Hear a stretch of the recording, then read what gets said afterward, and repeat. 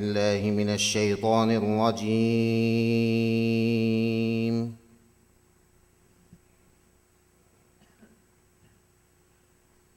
بسم الله الرحمن الرحيم.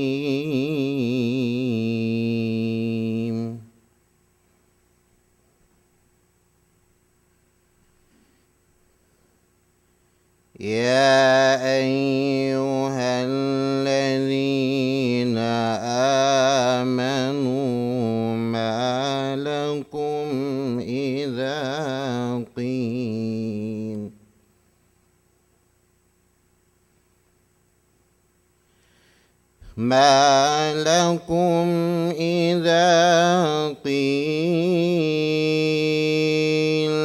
لكم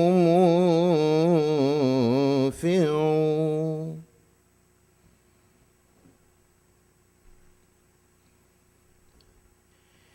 إذا قيل لكم انفروا في سبيل الله اثاقلتم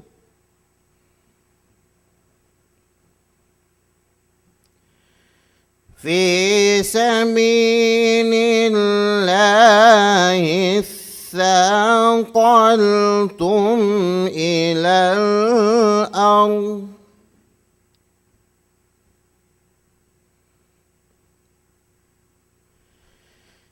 أرضيتم بالحياة الدنيا من الآخرة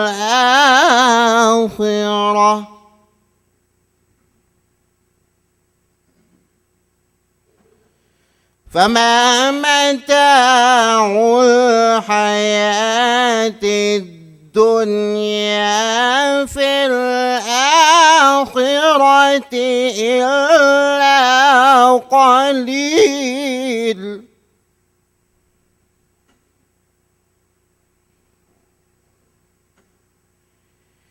إلا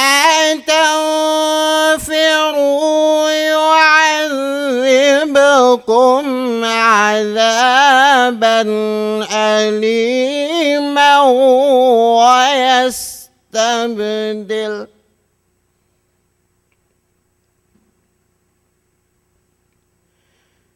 ويستبدل قوما غيركم ولا تضروه شيئا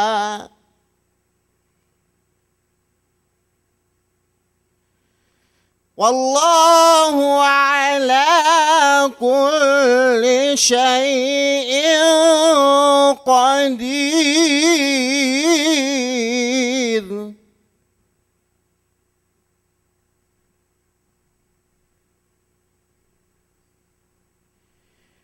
إلا تنصروه فقد نصره الله إذ أخرجه الذين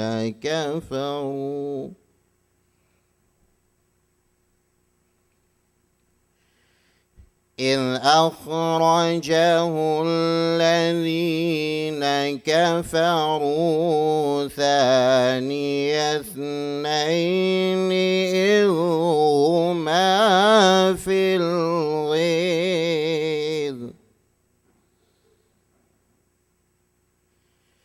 إذ يقول لصاحبه لا تحزن إن الله معنا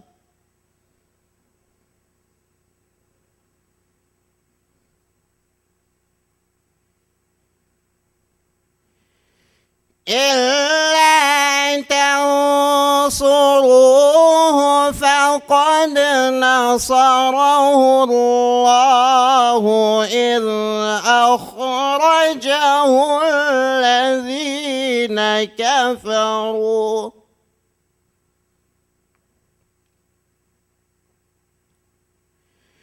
إذ أخرجه الذين كفروا ثاني اثنين إذ هما في الغيظ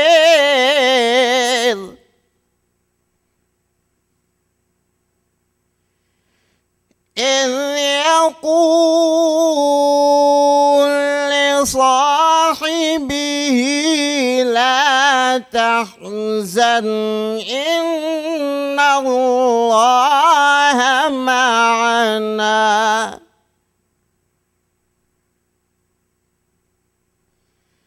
فأنزل الله سكينته عليه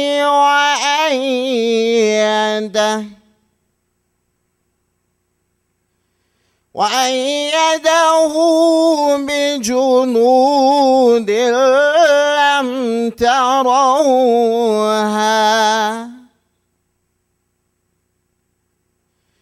وجعل كلمة الذين كفروا السفلى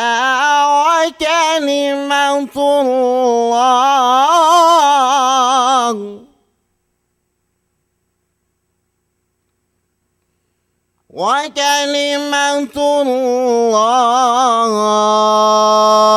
هي العليا والله عزيز حكيم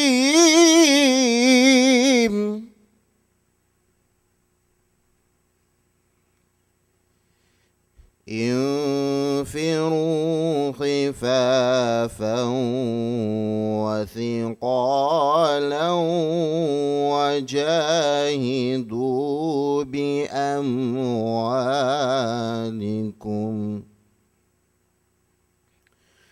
وجاهدوا بأموالكم وأنفسكم في سبيل الله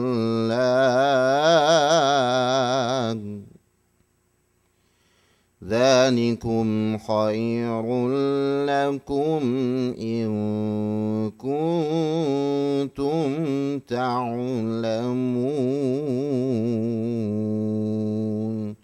صدق الله العظيم. الحمد لله رب العالمين والصلاة والسلام على سيد المرسلين وعلى آله وصحبه ومن تبعهم بإحسان إلى يوم الدين. My dear respected brothers and sisters in ulama, assalamu alaikum wa rahmatullahi wa barakatuh. And to our dear sisters as well who are viewing us via TIN, and to all of the viewers of TIN as well, welcome to the second annual Darul Uloom Youth Conference. So today, inshallah, we're going to have something of an interactive session, so I would probably want to walk around a little bit. And we're going to use the PowerPoint. And today, inshallah, we're talking about the influence of technology on the youth. Now, how we're going to do this, as Maulana Ahmad said, is that we want to be interactive. So I'm going to ask you all some questions. You're going to ask me some questions. And together, we're going to make it an interesting session as well. Inshallah, the sisters, the youth conference at the Girls' College, they also have the opportunity to ask questions, and they will send their questions to the sister who's there taking the questions. She'll send it to us via email, and we'll answer the questions, inshallah. Not just questions, if they have comments as well. So let's move into this session. First of all, the influence of technology on the youth. What is technology?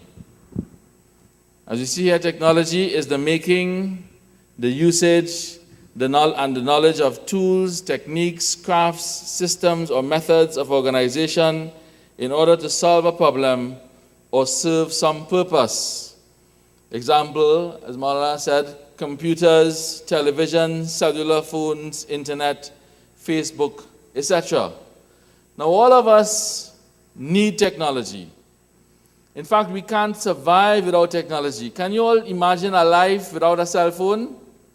Do you know that there was life before cell phones and before even telephones? We have some of our brothers, for example, Maulana Abdul Rahman, who just gave the Quranic recitation. Maulana, as you know, is from India, and his parents live in India, and of course he wants to contact them and speak to them and so on. A couple decades ago, in order to do that, he would have to write a letter, drop it into the post office, then it would go to the main post office, then it would go on a ship, and it would go on the sea to England, and then from England it would go to India, and then from India it would go by land to, his parents. So if Maulana wrote in the letter that, Alhamdulillah, I have a newborn son, by the time that letter reaches his parents, the son might be 1 year old. He might have the 1 year old birthday of the son. And then when they wanted to write back now, it would take a very long time as well, because it had to go from wherever Maulana's parents is living, wherever they are living in inland, take a rickshaw, a bicycle, a van, go to Delhi. From Delhi, go onto a ship. Then the ship will go to England or some other port of call. Then take another ship and come to the Caribbean. Then come to Trinidad, to main post office. Then go to the village post office. Then eventually to the postman. Then eventually to Maulana Abdul Rahman. And then by that time, the son is 2 years old. So you see how that technology at that time was slower. But today, as soon as that child is born, he can take up the telephone and he can call directly and say, I have a newborn son. And in fact, he can even do more than that. He can go on Skype and show that newborn son. Right? And very soon, with the newest technologies, Google video chat and Facebook joining up with Skype, you can now very soon see and speak and communicate live while looking at each other. So there's a lot of technology around, and we have grown to depend on technology, right? Such as the cellular phones, the internet, the Facebook, of course, the computers and television. Out of these technologies here, which one do you think is the oldest? Of the ones that I've listed here, which one do you think is the oldest? You just raise your hand and you can indicate to me. Which one do you think is the oldest? Out of all of them?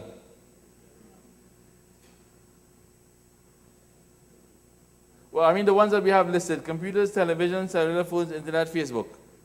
You don't know? The oldest is television. Television. Right? Television has been around for a long time. Since the 1920s and 1930s, they've had television. Of course, then it used to be black and white. Right, and then it became colored, and now it has HD technology where it's very slimline now. You don't have the big sets with the large tube that they used to have before, the tube televisions. Now everything is getting more and more modernized. But television was the first. And which of these do you think is the latest technology? Which of these is the latest? Facebook. Everybody knows what is Facebook? Well, if you didn't know what is Facebook, you will learn a little bit about it today, inshallah. The thing about it is that we can't today discuss every single type of technology, but we certainly can discuss some of the more important ones, right? And of these, the oldest is television, and then would have come computers, and then cellular phones, internet, and then Facebook, right? Of course, internet is one of those things that has facilitated many other things, many other forms of technology, as we will do later on, inshallah. So let's continue. And what we want to talk about are, first of all, the cell phones or smartphones. Now, cell phones, we all know what cell phones are. Anybody here does know what is a cell phone? Right? It's a form of communication that's wireless. Right? And everybody has cell phones and so on. The latest thing are what are called smartphones. And an example of a smartphone is like, who can tell me? What's the most popular smartphone around? BlackBerry is the most popular, more popular than BlackBerry. BlackBerry is old technology. iPhone, well, I don't know about the edit, but I know the iPhone. You all know the Apple iPhone, iPhone 4G? That's one of the latest smartphones.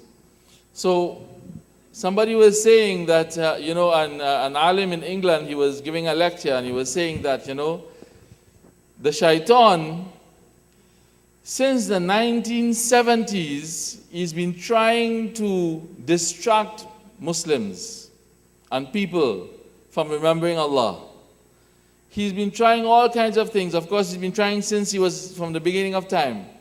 But since the 1970s, he was using music as a main distractor.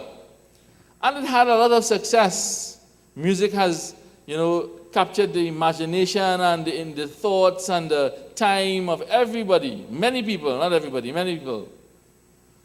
But now this scholar was saying that in 2010 or 2009, Shaitan found a new thing. Shaitan found a new thing to distract the whole world. And you know what that was? He said it was, this is what he said. He said it was the iPhone. He said it was the iPhone.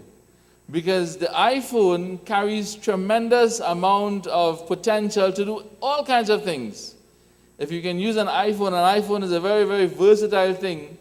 But you can do so many wrong things with it as well. You can download so much music, like an iPod, right? You can have all kinds of apps.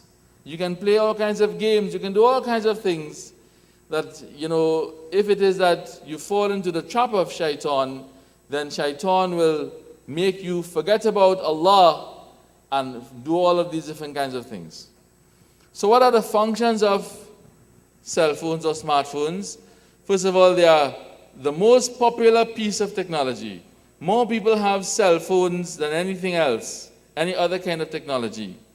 There was a statistic that said that in India, there are more cell phones than toilets in India. More cell phones. You would think that everybody will have a toilet, right? Because, everybody in Trinidad has a toilet. Doesn't everybody have a toilet? Yes, we do. In fact, some places like schools and so on have many toilets. But in India, there are more cell phones than there are toilets. Why?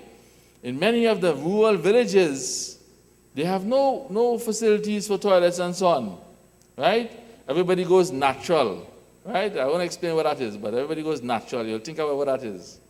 They go natural. But everybody have a cell phone. All your ladies and men and thing, they're walking around with the rickshaw and, the donkey cart and so on, and they're on the cell phone. Because it's mobile. And you know what? We would think that you need electricity. Now they have cell phones. You don't need electricity to charge them. They have other ways of charging them, right? They have their generators that they bring in the village and so on, and everybody go and charges their cell phone and so on, right? You have technology today, for example, the Flip. You know the Flip video recorder? Anybody ever see the Flip? The Flip is a small video recorder that you can walk around with, and you don't need to charge it with electricity. You can stick it into your computer, and it charges through your laptop. It charges through your laptop. So that's technology, right? Even in Trinidad here, we have about 1.3 million people, right? Digicel alone has sold nearly 2 million phones. Digicel. Now when we say 1.3 million people, we're talking about babies as well who can't use a cell phone, except a toy one. We're talking about old people who don't know how to, they can't see the numbers, so they don't have a cell phone, right? But how is it that a country with 1.3 million people have sold about 2 million phones? How is it? Because everybody have 2 and 3. Many people have a Digicel and a B-Mobile. Some of them have a dual SIM, all the different kinds of things. And of course, people have a cell phone, and then they find it doesn't have enough features, right? It doesn't have Bluetooth, so they have to throw that one away and buy another one. And then they have one that has everything, but a sale comes around, and they're getting it at a good price, and they buy another one. So people end up with 3, 4, 5, 6 phones, and they keep using phones over and over again. So if you have one company with 2 million phones, imagine the other company, B-Mobile, who say they're bigger. All right? So lots of cell phones on the market. Is the most popular piece of technology. And of course, what do you do with phones? You make and receive calls. You send and you receive text messages. You can also search the internet. right? And now you can be connected to what we call social networking, such as BBM. Where's BBM? Who knows what's BBM? Huh? What? BlackBerry Messenger. BlackBerry Messenger, right? And Facebook and Twitter. You can do all of those things on a cell phone, all right? So you see there's a guy there. He uses cell phones so much that his head became like a cell phone itself, right?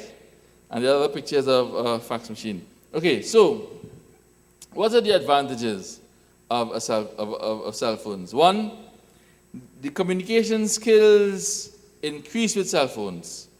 We are able to communicate better, faster, right? Before, when we only had our standard domestic fixed line phones, we had to find a phone, or we had to go to a pay phone, right? And therefore, we had to go somewhere.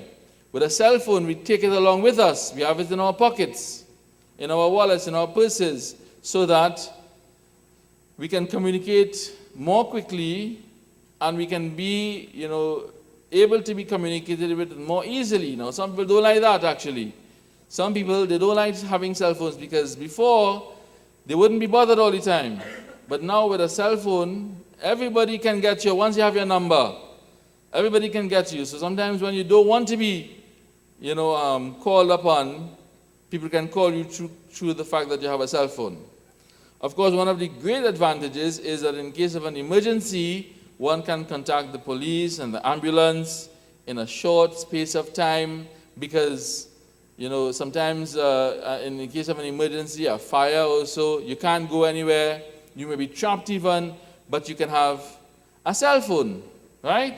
And that reminds me of something that happened about 2 months ago in Russia. I don't know if you all heard about it, but in Russia, they have this saying, this tale, that if you become buried, if you die, you will live forever. If you die, you will live forever. It means that if you are buried alive and you survive it, you will live for a very, very long time. You will get to be a very old man. So this guy decided that he wanted to live for a very long time. So he dug a grave, right? And he went in, he made his friend cover him up, right? And he took with him a flashlight, and he took with him what he thought was the most important piece of technology. What did he took with him? Huh? A cell phone. He took a cell phone with him, and he made like a straw and put it from the grave up into the surface so he could breathe. Then he had his friend cover him up, and the friend went home, and then the next morning the friend came and dug him up, and he was supposed to live forever, but you know what happened? He died. He died. So when they were checking why he died, rain fell in the night. And when the rain fell, the water came and filled up into the straw-like thing he was using to breathe. So he couldn't get the air. But apart from that, he had a cell phone, but it was off. And he couldn't put it on. So he was trying to call people for help, but the cell phone was off. And he ended up dying. So you see, in the case of an emergency, it can be used for assistance, but you have to know how to use it. There are some people, even today, who don't know how to use a cell phone. And that's a true story. That really happened about 2 months ago in Russia. Now, of course, parents can be in contact with children, with kids. And from a parent point of view, that's a very important use of the cell phone. But from a child point of view, that may be not so nice. You'd rather if your parents couldn't get in contact with you, because the first question the parents ask, what's the first question the parents ask when they call you? Where are you?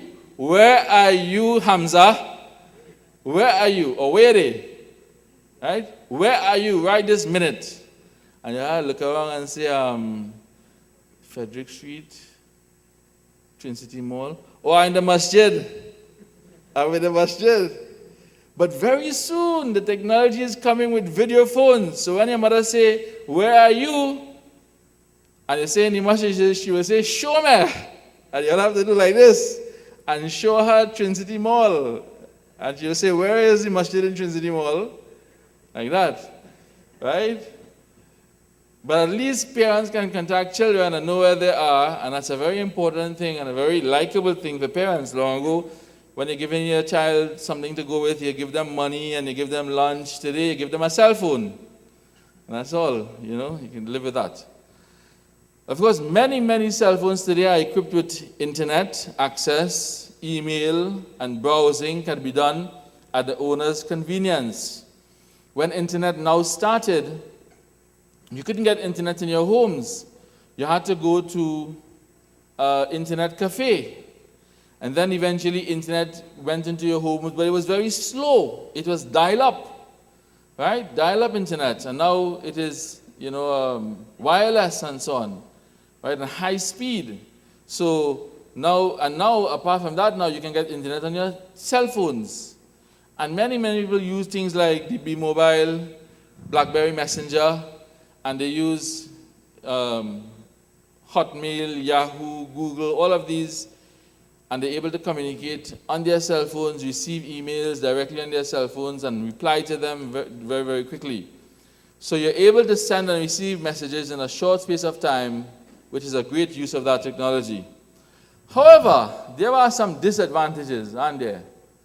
One is that youth, well, not just youth, because everybody can become addicted to cell phones for talking, messaging, and games. Every cell phone comes with games, and some cell phones now you can download so many games on them. Sometimes you can have hundreds of games on your cell phones, and sometimes you have people just talking and playing on their cell phones, right? And that's something that's something that's worrying because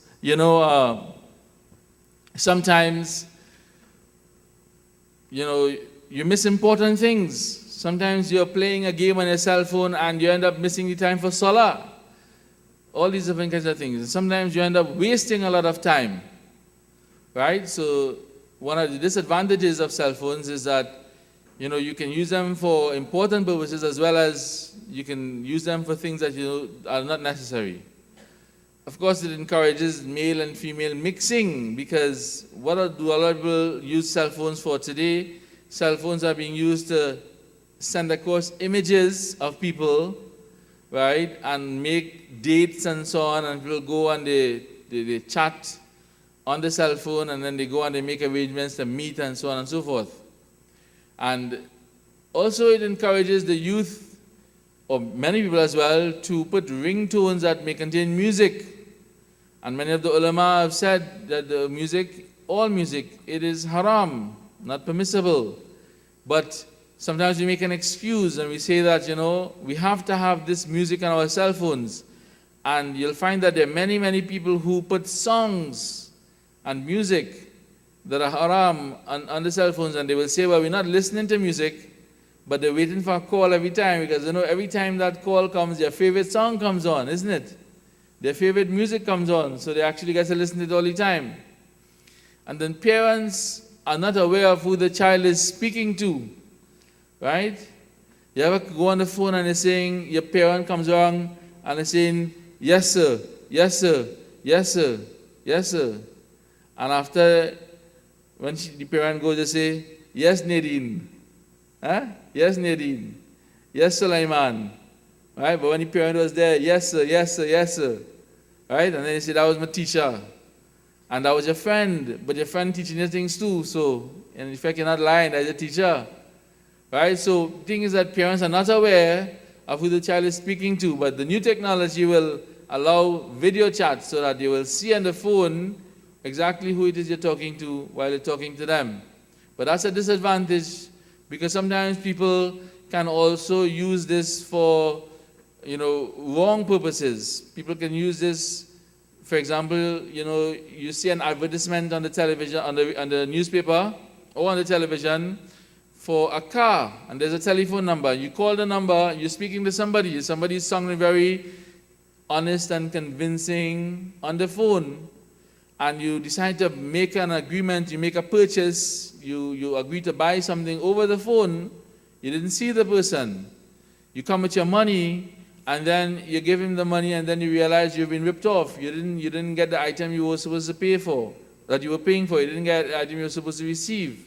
So all of these things can happen because the cell phone is a quick form of communication, but it can also be used for wrong purposes, right? And of course, the cell phones can also be used to send emails and messages that may not be true, right? Sometimes people send messages that are false, but who knows, it's coming from a phone. In fact, for the adults, there are many adults who are watching us on TIN as well. This has been a big problem amongst not just the regular folks, but even the Muslim community. Because sometimes you have people who send emails on the not emails, but texts on their phones, and sometimes people have group texts, and they send messages meant for somebody, and sometimes it goes to the wrong person, right? So a person has his sister, and his sister passed exams, and he wants to say, congratulations, babe. But babe is the way he refers to his sister. But he also has his friend's wife on the same group text, and he sends that. And the husband takes it up and says, what? Who calling you babe? Who is this calling you babe? And those two friends become enemies. And that leads to a whole lot of problems. So this is one of the disadvantages as well. And youth are also caught up with cell phones that they neglect everything else. And that's a real problem because now, alhamdulillah, everybody is watching and listening. But many times you'll see people texting away, right, on their cell phones. And they can text. There are even competitions now to see who can text the fastest.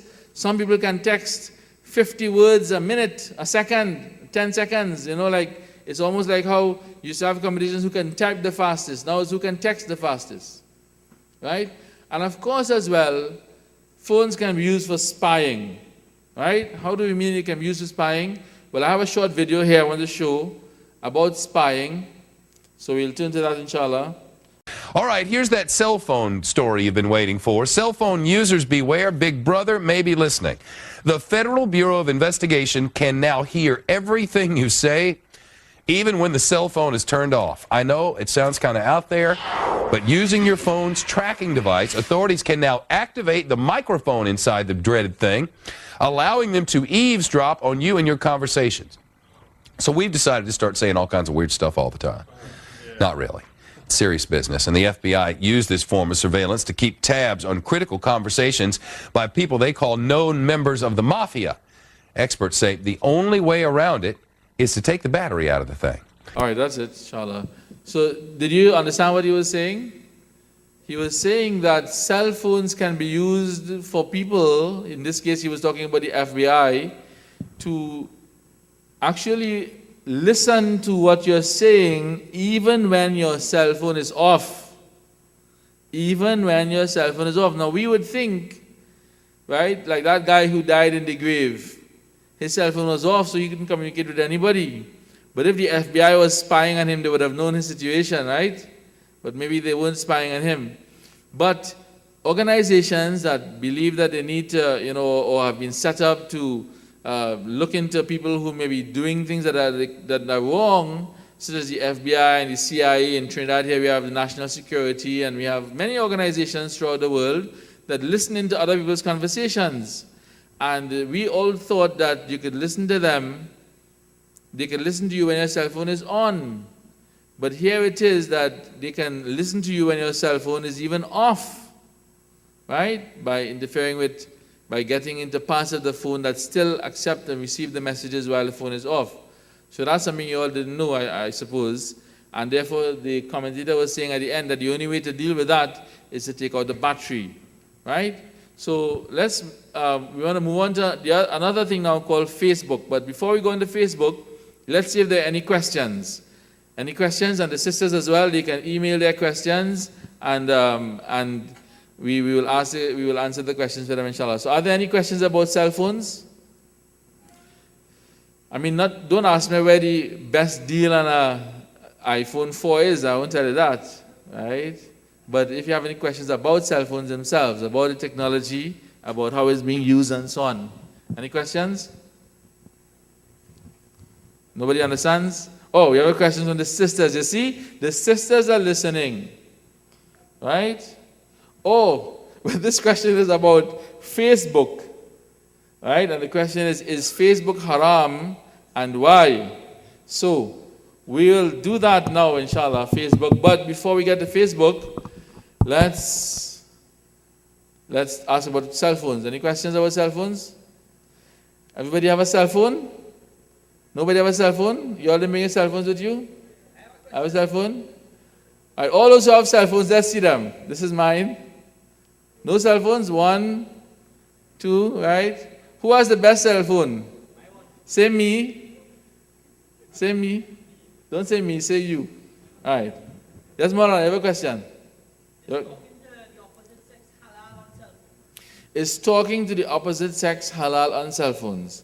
Many of the scholars have said that the phone is like a parda, so it is permissible, but the conversations must be halal conversations. In other words, if somebody of the opposite sex calls you, of course, if a person is, you are the mahram for that person, it will be permissible, but, without any restrictions, except, of course, still, you would talk only halal talk with a person.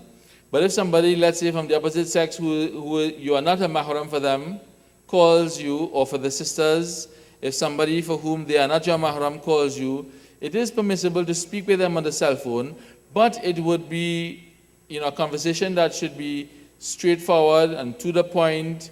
In other words, the cell phone is not a place where you should, or technology you should use to backbite or slander or be saying, as you would call, loose things, making all kinds of suggestive remarks and so on. Those things are totally haram, right? Permission is given as well for if husbands, brothers and sisters who are going to be husbands and wives, they can talk on the cell phone, but even then, until they're married, and even after they're married, of course, their conversation should be halal. So the answer is that it is permissible, but with a lot of restrictions, that you don't use it for doing haram things, inshallah, right? And even among the ahadith and among the writings of the scholars are that when the sisters speak on the cell phones or they speak to people who are not their mahram, they should speak very straightforward, not use tones that could cause people to get the wrong messages, right? Now, this other question is, are cell phones dangerous to your health? And that's a very, very good question. Now, there is no research now, right, that indicates that cell phones are dangerous to your health, but there is a lot of research going on, and many doctors and researchers are saying that eventually they're going to find that cell phones are dangerous because of the fact that cell phones operate with microwaves, waves that are wireless, and especially putting cell phones to your ear, which is close to your brain, can be a problem. In fact, just yesterday, someone was telling me that these earpieces that are now very popular because of the regulations against speaking in the car with cell phones, right, while you're driving, everybody uses earpieces. He was saying, I think this was a doctor was telling me, he's saying that in a few years' time, you will see that they outlaw this. They will ban it, because in a few years' time or a couple decades' time perhaps, you will start to see the effect of it on people's brains in terms of brain cancer, brain tumors, and so on and so forth. So there is no direct evidence to say that yes, cell phones are dangerous to health, like how we can say cigarettes are dangerous to health and we can put that warning on a packet of cigarette. Every packet of cigarette has a warning. Different countries, it's more severe warning than in other countries. But we certainly can say that a lot of research is going on, and a lot of research is going on because there is that feeling that cell phones and earpieces, things that you bring close to your brain, are dangerous to your health, right? After all, we think that it is proven now that these large dishes that receive the cell phone signals and then distribute it to whoever is talking, Many times when they try to put these in residential areas, people protest because they believe, from whatever research has been done, that those things are dangerous to their health, living close to them. And that is the same thing as the cell phone, except that that is millions of times more waves than that will come to your cell phone. So the answer to that is, I think it will be proven later on that there is some danger to it. How dangerous, that is what the research will have to show. But inshallah, hopefully by then they will come up with new technology that prevents you from having to put the cell phones close to your ear. Perhaps you will look at it from here and talk, inshallah. All right, we have another question? I want to find out concerning is there any research which shows that the texting method, has it damaged the youth's ability with regards to vocabulary? Yes, Jazakallah. That question is texting, right, harming people's vocabulary? And not only vocabulary, but writing skills. Again, researchers are saying yes. Now, not enough time has gone, not enough research has been done to say conclusively. But you know what is predictive text? You all know what is predictive text? What is predictive text? Who can tell me? What is predictive text? You know?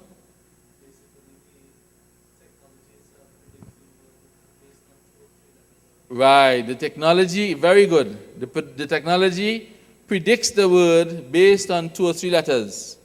So you want to type in the word dysfunctional, you just type DYS, right? And the rest of the word comes up. So you might not even know how to spell dysfunctional. And now with texting, you don't need to know how to spell it anymore once you're using predictive text, right? So that a lot of research is also showing, and researchers are saying, that by using texts and texting, your vocabulary decreases because you're not speaking, and when you're speaking, your mind has to become familiar with certain kinds of words to transmit your feelings, what you want to say, right? Your opinions, what you have in your mind. But with the cell phone, you don't need to say it anymore, you just need to text it. And with the predictive text, you don't even know how to say it. You don't even have to know how to say it. You can just text it. And also, texting is preventing the improvement of handwriting. Because now instead of writing, and that's also one of the disadvantages of the computer, now we type everything so we don't know how to write anymore.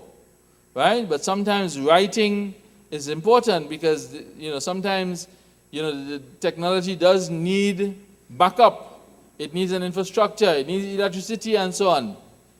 Sometimes you don't have those things in front of you. You need to be able to write. Right? I was at a seminar a couple of days ago, and there was this sister who they invited. We had some sessions, and she was writing. And they told her, you just write. And when we looked at what she was writing, it was shorthand. Right? You all know what is shorthand? Shorthand is what is used in what used to be used in the courthouses. And people who learn shorthand, one stroke could mean an entire sentence. So somebody was commenting that there are very few people in Trinidad who could now write shorthand. Because, for example, a person who's writing shorthand could write everything that I am saying. Right? But now, of course, everything is being taped.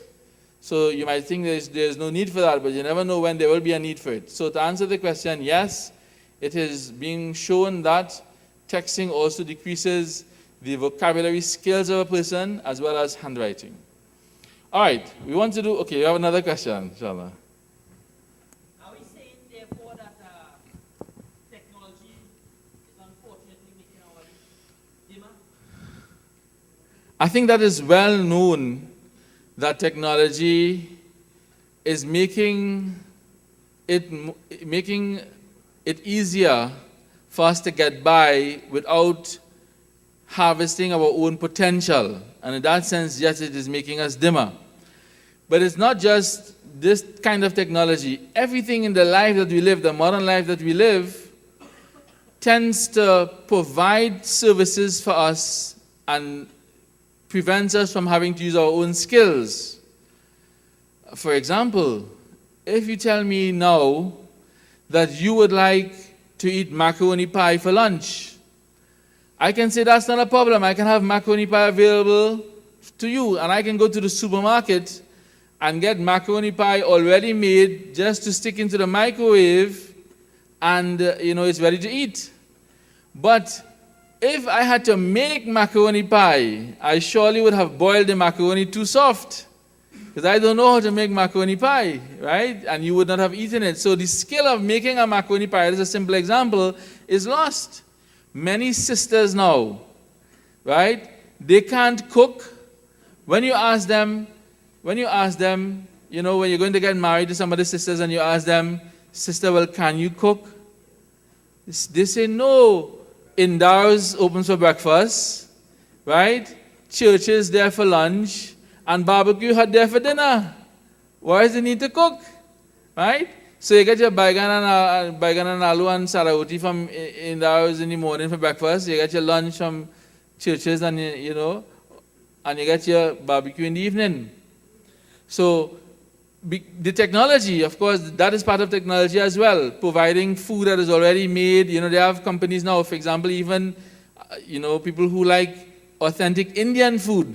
Before you couldn't get authentic Indian food except you had a friend from India.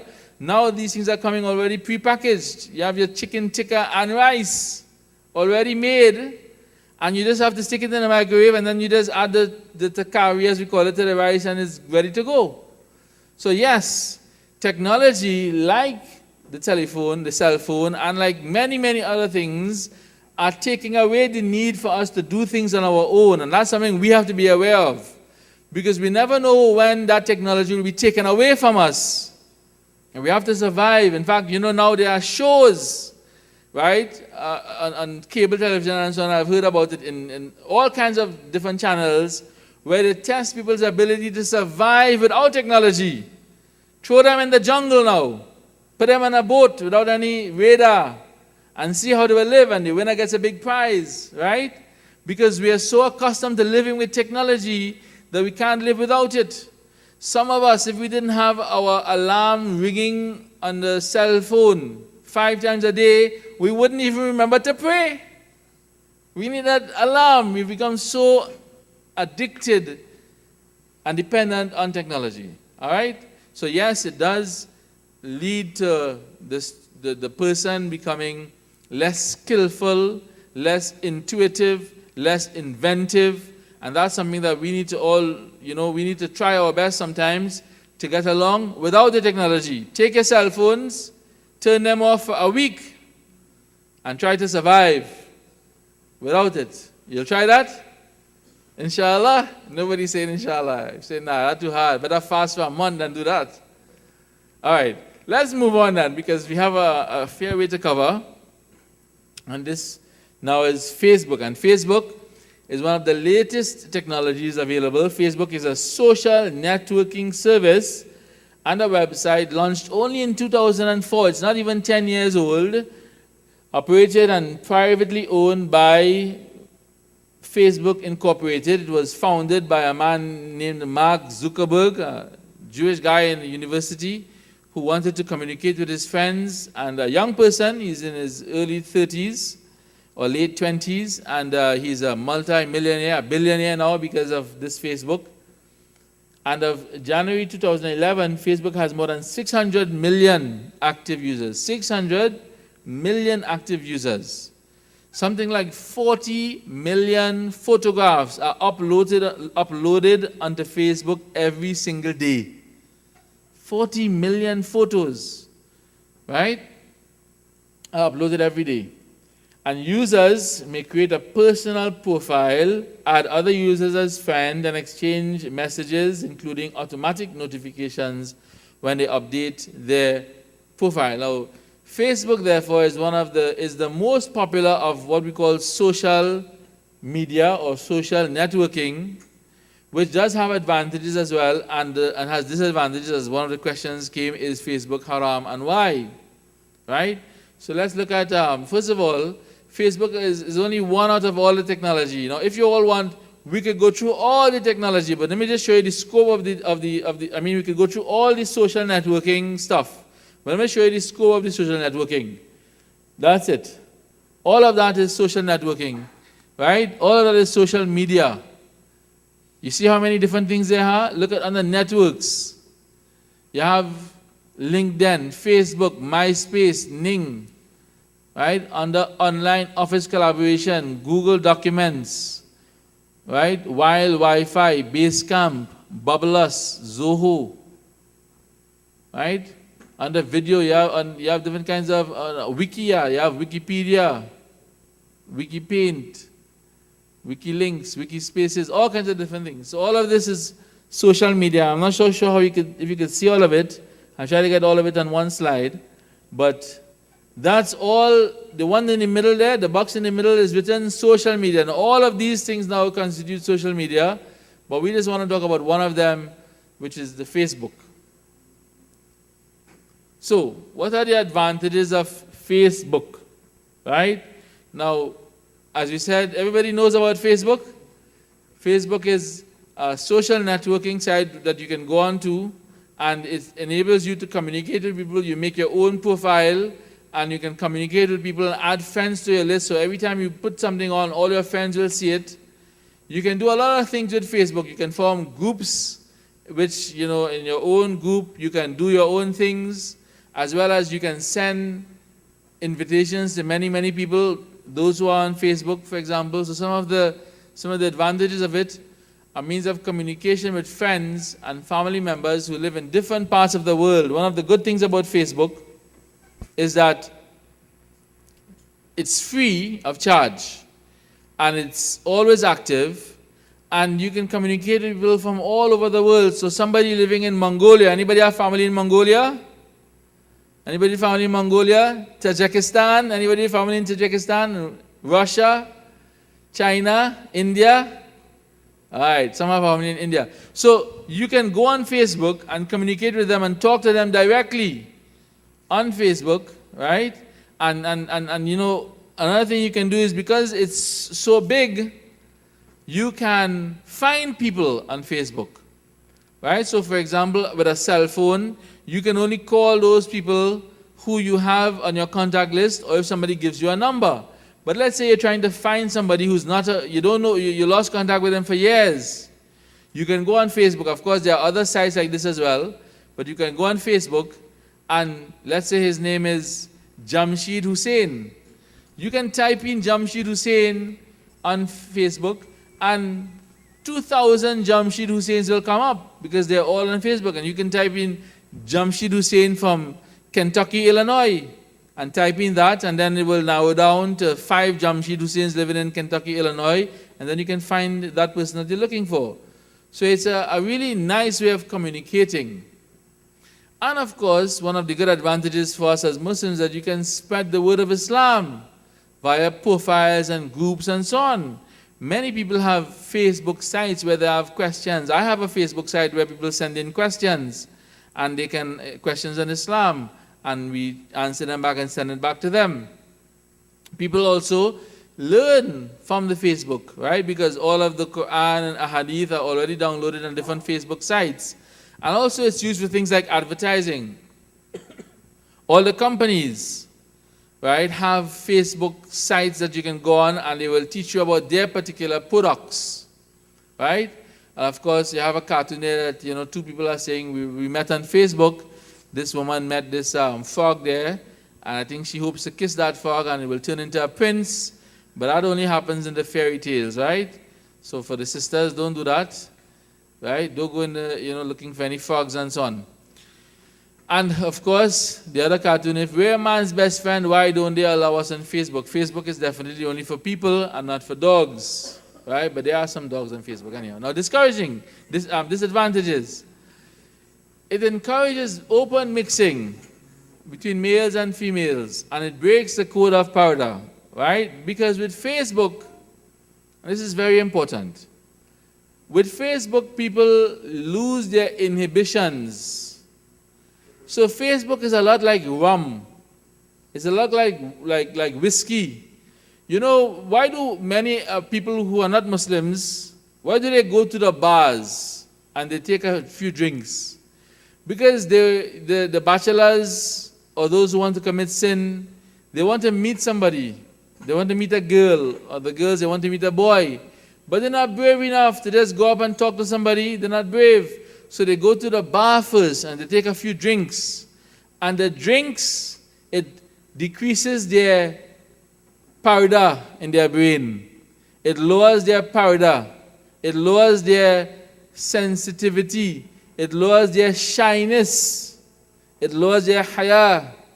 So then they get brave, and after a couple of drinks, they go up to the girls or they go up to the boys and they say, "Hi, my name is so-and-so, would you like to have a drink or you'd like to have a dance or whatever?" And they go on, right? And then they go and they commit adultery and fornication or whatever. Facebook is doing the same thing. Because you may, a girl may see a boy, they go to one of these bazaars that some, people have bazaars and, they have everybody buying things and so on, and people see people. And all they do is they get an email address or they get a Facebook account, or they even go and find out the name. And then they go on Facebook and type in the name, and all the people with that name come up, and then they see the person, and then now, because it's Facebook and they're not talking to them, they say, I saw you in the bazaar and I like you. And X, Y, and Z, and there's another bazaar coming up in, that masjid down in so-and-so place, why don't we go? We go there and meet, and so on and so forth, right? And like that. And they start communicating and talking and so on and so forth. And therefore, it's just like the rum, right? Because they were afraid to go in that bazaar and meet that person. Their parents would say, "What are you doing? Are you crazy?" The boy might say, "Who is you? Leave me alone." But on Facebook, they can do it because they're just typing into a computer. And if things go wrong, they could just edit, or they could switch off, or they could unplug, and they could go their way. So that's one of the big disadvantages. It encourages that mixing, which is, that's what I'm talking about there. It's totally haram. Totally haram, right? To go and initiate a contact with a person of the opposite sex, somebody who you want to get maybe involved with, totally haram. What you have to do, tell your parents, and let your parents, let them initiate the contact for you and go from there. Of course, it encourages backbiting, slandering, and suspicion. And that's one of the big uses of Facebook, especially when people, they're in relationships and then the relationships go sour. Sometimes even marriages. And we have cases where two people are happily married and then things go bad. Perhaps one of them did something wrong in the marriage. Perhaps one of them committed adultery. And they ended up in divorce, and the other party is so bitter. But now they're separated and they're living their own lives. What does he do? He goes on Facebook and he says, she is so and so and so and so, and she did so and so and so and so. And when we were married, she used to do like this and like that and like that. Right? And her sarawati never swell. Right? And her baigan choka never had salt. Right?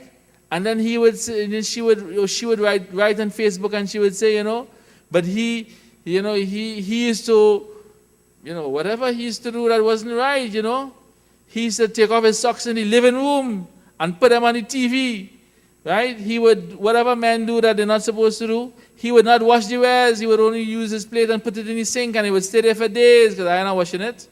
And all the dirty linen, which the hadith of the Prophet ﷺ is haram to talk about outside between husband and wife, even if that relationship finishes, it comes up on Facebook. It comes up. And then people are very embarrassed. Right? Very, very embarrassed. Another thing that happens with Facebook, which is very important that you should know, because pictures today, when you take a pictures, now many of the scholars say pictures are totally haram, except when you have to make a picture, like a picture that's coming for an ID card, right? Or a driver's permit and so on. But today, with the use of digital cameras, people are taking pictures like crazy, left, right, and center, right? You go to a wedding and you'll see how many thousands of pictures of the same wedding. What are you going to do with all these pictures? It's the same wedding, the same two people. I see people come up in the wedding, right? And they want to take pictures of the bride and the groom. And they're taking 10 pictures of the same bride and groom in the same position. Why you need 10 pictures? So the thing is, with digital pictures, which are many millions of them are uploaded every day on Facebook, they can be changed. They can be edited. There are programs now where you stand up there, Mufti Abdul Rahman stand up right there by himself, and somebody comes and takes a picture of him and downloads that, right? And then somebody takes a picture of another person and puts that person next to Mufti Abdul Rahman and uploads that onto the computer. And then now Mufti Abdul Rahman's wife wants to know, who is that person? Who is that person? And Mufti Abdul Rahman is bewildered because he never stood up with anybody to take any picture. He never did. He doesn't know who that is. But when you look at that picture, you're seeing two of them together in the same background. That's one of the big dangers of Facebook. Because people can, in local language, set you up. You can get set up. And it's totally haram, of course. And it's also a crime. You can go to jail for that. Right? But that's one of the disadvantages. It encourages backbiting, slandering, and suspicion. Now also Facebook makes youth feel attached and dependent for social recognition among friends. Because it becomes like a clique now. You know, long ago, if you didn't have a cell phone, you was like a dork, you was a geek, you didn't have a cell phone, mom to you boy, you'd have a cell phone. All of those times, cell phones were big like a walkie-talkie. But if you had to be somebody, you had to have one. Right? Nowadays, you're not on Facebook. Right? That's the thing now. You have to be on Facebook, social recognition, and people they feel, well, we're not good enough if we're not on Facebook. But Facebook have many harms and harams in it. So perhaps for many of us, it's better not to be on Facebook at all because of all the things that can happen to us. Also, a lot of time and effort is wasted on Facebook because you have 25 friends, right, listed, and all of them write something. So you go to check something, or you go to put something, 25 of them have written something, you have to read what they've written. Or you write something, and 15 of them reply, so you want to see what they said, because once you put up a post on your wall, it goes to all the people on your friends, all of your friends on your profile, and then they reply immediately. So now you want to hear what they say, so you go check in 15 of them. And then they've said something provocative, so you reply to one of them, and then everybody gets it, and they reply again. And so a big conversation starts, and 2-3 hours goes, and you're talking. All right? And the sisters are typing. It was a pink dress. No, it was a violet. No, it was a lilac. No, it was a multicolored dress. And they're talking, and they're writing, and they're texting, and everybody has their opinion, and so on. And then somebody throws in a line, but that was very bad of her to wear such a short dress. And then somebody said, but no, she had on a coat over it, so it doesn't matter. And then they go on and they talk, and they start backbiting now. And look, she's studying in Darul, and that's what she's wearing. And it goes down that road, doesn't it? And it ends up in the same thing. Time and effort wasted over nothing. And don't talk about games. Don't talk about online Scrabble on Facebook. Right? That can go on for hours and hours and hours. Or that farming game. What's that farming game called? What is it? Farmville. Don't talk about Farmville. That you're going on for hours and hours and hours on Farmville. Right? Or you're playing the interactive games with 3 or 4 you all in different parts of the country, but because of Facebook, you're playing together. And you want to win, so you keep going on. Time for Salah comes, you hear the adhan, but you're just about to win that game. So you'll pray home. And in the time for Salah almost finishes now, and you just have 2 minutes again you need. And the time for Salah goes into the next time now, and I'll cover that last one, but I'll pray this one on time. And then 3-4 times for Salah goes, and homework goes out the window. Students do not study and do homework due to constant addiction to Facebook. So you're on your laptop at home, all the Form 1 students who get laptop, and you're on Facebook, and your mother walk in the room, and you know how to quickly just snap the minimize icon, so it goes down onto the bar below, and she can't read that bar below there. She don't know what that is, that icon, what I mean. That's just a site that checking some stuff on the internet there, on Britannica Encyclopedia. By that time, there's your Facebook icon right in the corner there, and on the computer page, on the front page, you have some kind of scientific thing, some maths formula. Yeah, doing my homework, I'm researching some maths. Right? I'm researching maths on the internet. Wow, you're researching maths on the internet? You're a real good boy. And as soon as she walk out of the room, bam, well, boy, I saw you there. My mother just walked in the room there, so I had to, take a dive.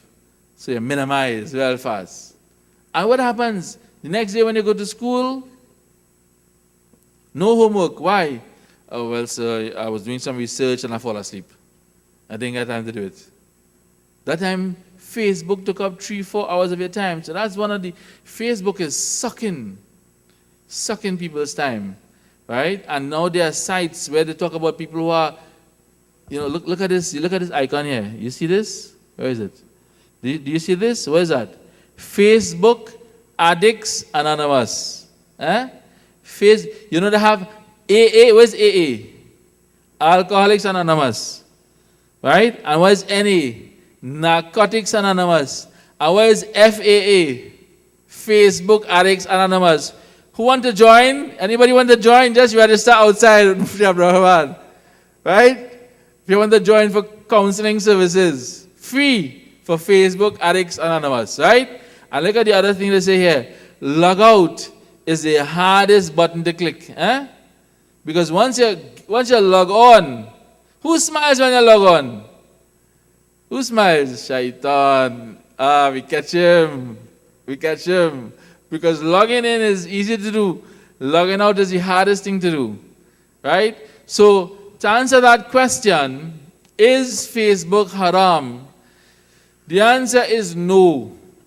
My answer, I think this is the answer that many of the scholars will give. It is not haram, but just like many other things, it has to be used appropriately.